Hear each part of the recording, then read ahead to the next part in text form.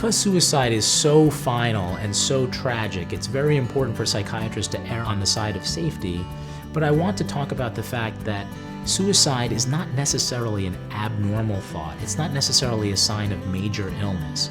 In some ways, it's perfectly natural for people to have thoughts that life is too overwhelming when something very bad has just happened.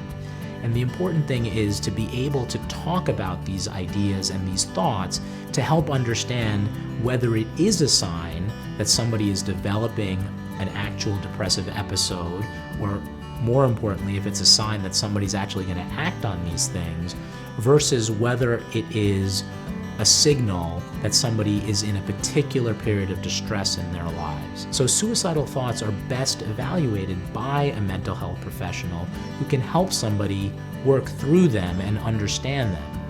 But it's important to know that having suicidal thoughts doesn't mean you're going to end up on medication. It doesn't mean you're crazy. It doesn't mean you're going to end up in the hospital.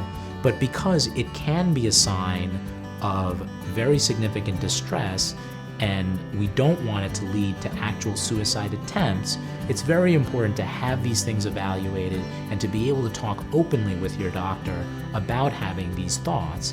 And there are things that can be done to help address the thoughts and to help people feel better so they don't act on suicidal thoughts or suicidal thinking. The best way to manage suicidal thoughts is to go ahead and get an evaluation with a psychiatrist and to understand that there are a variety of options, and that generally speaking, you're not going to be forced to do anything, but you are going to be made to feel and be kept safe if you're having and struggling with suicidal thoughts.